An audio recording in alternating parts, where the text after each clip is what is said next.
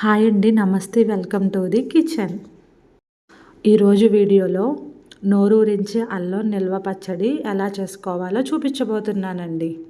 ఈ పచ్చడి రైస్లో తిన్నా బాగుంటుంది, అలాగే ఏ బ్రేక్ఫాస్ట్లోకైనా, ఇడ్లీ, దోశ, వడ ఇలా ఏ టిఫిన్స్లోకైనా సరే చాలా బాగుంటుందండి.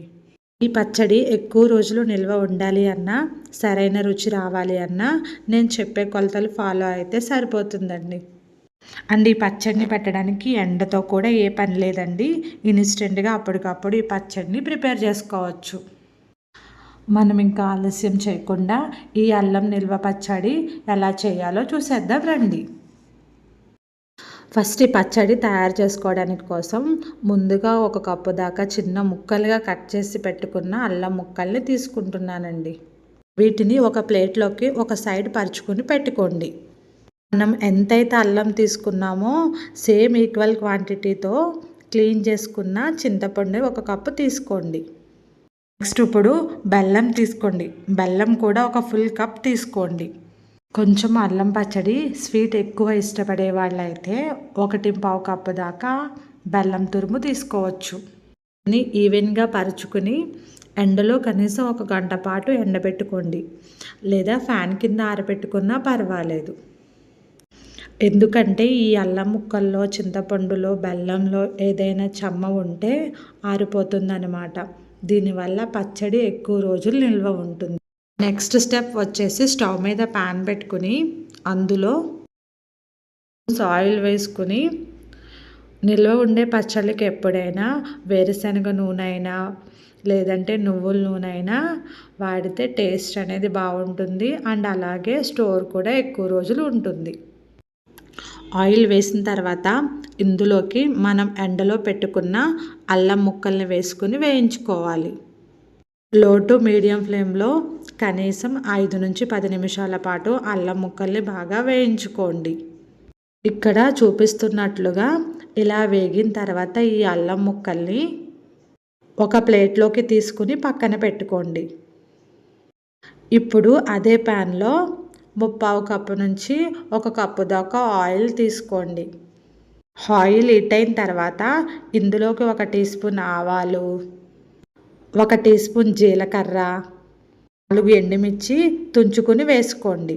అలాగే 5 లేదా 6 వెల్లుల్లిపాయల్ని కొద్దిగా దంచి యాడ్ చేసుకోండి.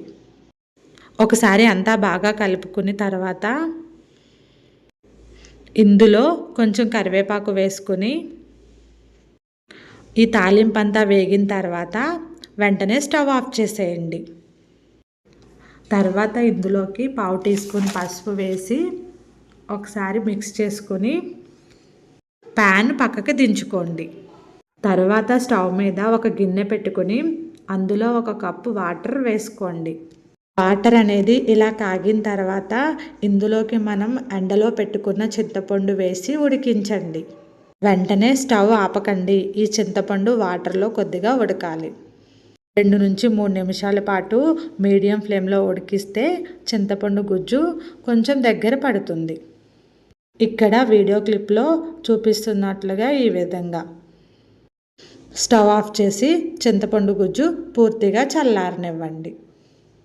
నెక్స్ట్ ఇప్పుడు మిక్సీ జార్ తీసుకుని మనం ఫ్రై చేసి పక్కన పెట్టుకున్న అల్లం ముక్కల్ని అందులో వేసేసేయండి. అలాగే వీటితో పాటుగా వెల్లుల్లిపాయల్ని పైన పొట్టు తీసేసి ఆ వెల్లుల్లిపాయల్ని వేసేసేయండి.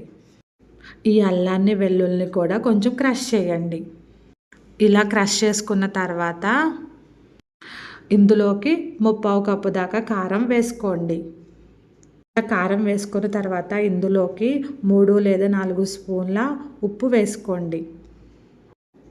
ఉప్పు ముందుగానే ఎక్కువ వేసేస్తే తర్వాత అడ్జస్ట్ చేసుకోవడానికి అవ్వదు, కాబట్టి కొంచెం తగ్గించి వేసుకోండి. ఇప్పుడు ఇందులోకి బెల్లం తురుము కూడా వేసేసేయండి. ఇప్పుడు ఇందులోకి 2 టీ స్పూన్స్ ఆవాలు, మెంతుల పొడి వేసుకోండి. ఆవాలు, మెంతులు త్వరగా ఫ్రై చేసుకుని పొడి చేసుకోండి. ఇవన్నీ వేసిన తర్వాత ఒకసారి గ్రైండ్ చేసుకోండి. గ్రైండ్ చేసుకున్న తర్వాత మనం ముందుగా ఉడికించి పెట్టుకున్న చింతపండు గుజ్జు అది చల్లారిన తర్వాత ఈ చింతపండు గుజ్జుని వేసేసేయండి. వీటిని అన్నిటినీ కూడా మెత్తగా గ్రైండ్ చేసుకోండి. ఇలా మెత్తగా గ్రైండ్ చేసుకున్న తర్వాత ఒకసారి టేస్ట్ చూసుకుని ఉప్పు కారం సరి చేసుకోవచ్చు. మెత్తగా గ్రైండ్ చేసుకున్న తర్వాత మనం తాలింపు పెట్టుకున్న ప్యాన్లోకి ఈ గ్రైండ్ చేసుకున్న పేస్ట్ని మొత్తాన్ని వేసేసేయండి.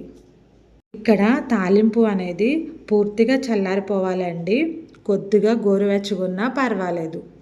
సో చల్లారిన తర్వాత మాత్రమే ఈ పచ్చడిని తాలింపులోకి ట్రాన్స్ఫర్ చేసుకుని మొత్తం అంతా ఒకసారి కలిసేటట్లుగా బాగా కలుపుకోండి. ఇలా మొత్తం అంతా కూడా కలిపేసేసుకోండి. టేస్టీ నోరూరించే అల్లం నిల్వ పచ్చడి చక్కగా రెడీ అయిపోయిందండి.